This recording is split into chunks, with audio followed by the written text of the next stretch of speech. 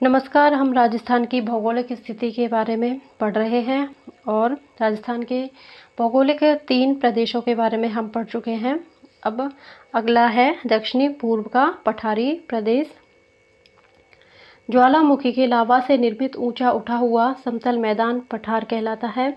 इसी कारण पठारी प्रदेश में सर्वाधिक खनिज पाए जाते हैं।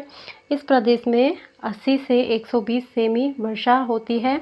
इस कारण इस प्रदेश में अति आर्द्र जलवायु पाई जाती है। यह क्षेत्र राजस्थान का कुल 7% क्षेत्रफल रखता है, जहां राज्य की कुल 11% जनसंख्या निवास करती है। इस पठारी प्रदेश को हम मुख्यतः 2 भागों में बांटते हैं। पहला है विंध्यन कगार, धौलपुर से करौली, सवाई माधोपुर, बूंदी, भीलवाड़ा, चित्तौड़गढ़ होते हुए प्रतापगढ़ तक फैले पर्वत को विंध्यन कगार कहते हैं, जो विंध्याचल पर्वत का ही अंतिम भाग है। इस पर्वत में धौलपुर से लाल बलुआ पत्थर, करौली से गुलाबी बलुआ पत्थर, सवाई माधोपुर जिले में रणथंभौर अभयारण्य में अरावली एवं विंध्यन पर्वत श्रृंखलाएं आपस में मिलती हैं। इसी कारण रणथंभौर की पहाड़ियों को मध्य संक्रांति क्षेत्र कहा जाता है। इसी पर्वत में बूंदी जिले से स्लेट पत्थर, बिजौलिया भीलवाड़ा से पट्टियां तथा बांसवाड़ा जिले के केसरपुरा व मानपुरा से हीरे प्राप्त किए जाते हैं। याद रहे, अरावली पर्वतमाला व विंध्याचल पर्वतमाला मिलन स्थल का भ्रंश ग्रेट बाउंड्री फॉल्ट यानी कि महान सीमा भ्रंश कहलाता है, जो राज्य में बूंदी सवाई माधोपुर की पहाड़ियों के सहारे फैला हुआ है। इसका दूसरा पार्ट है हाड़ौती का पठार या दक्कन का पठार। भारत में स्थित दक्षिणी प्रायद्वीपीय पठार का एक हिस्सा मध्य प्रदेश में विस्तृत है, जिसे हम मालवा का पठार कहते हैं। उसी मालवा के पठार का कुछ हिस्सा राजस्थान में 4 जिलों बारां, बूंदी, कोटा, झालावाड़, इसकी ट्रिक भी है, बाबू को झाला दे में विस्तृत है।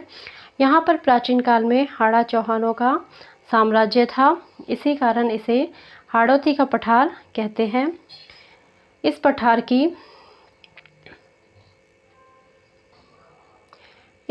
की बेसाल्टिक चट्टानें अपरदित होकर काली मिट्टी में बदलती हैं। यह पठार काली मिट्टी से निर्मित है। काली मिट्टी के विशेष गुणों के कारण यहाँ सिंचाई, जुताई और खाद डालने की आवश्यकता कम पड़ती है।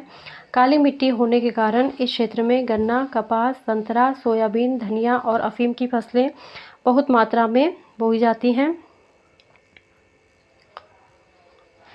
इस पठार का विस्तार चित्तौड़गढ़ के भैंसरोडगढ़ से लेकर भीलवाड़ा के बिजौलिया तक है, जिसे ऊपरमाल का पठार कहा जाता है। इस पठार की सबसे महत्वपूर्ण नदी चंबल है। इसी पठार पर झालावाड़ जिले के झालरापाटन से लेकर कोटा तक फैले पर्वत को मुकुंदवाड़ा की पहाड़ियाँ कहते हैं, जिनसे कोटा स्टोन प्राप्त किया जाता है। वहाँ राज्य का तीसरा राष्ट्रीय उद्यान दर्रा वन्य जीव अभयारण्य स्थित है। कुंभलगढ़, राजसमंद व गोगुंदा उदयपुर के बीच के पठार को भोराट का पठार कहते हैं। तो जयसमंद झील, जो कि उदयपुर में है, के पूर्व में स्थित पठार को लसाड़िया पठार कहते हैं। इससे आगे है अभ्यास प्रश्न। तो अभ्यास प्रश्नों को हम अगले पार्ट में पढ़ने वाले हैं। अभी के लिए इतना ही।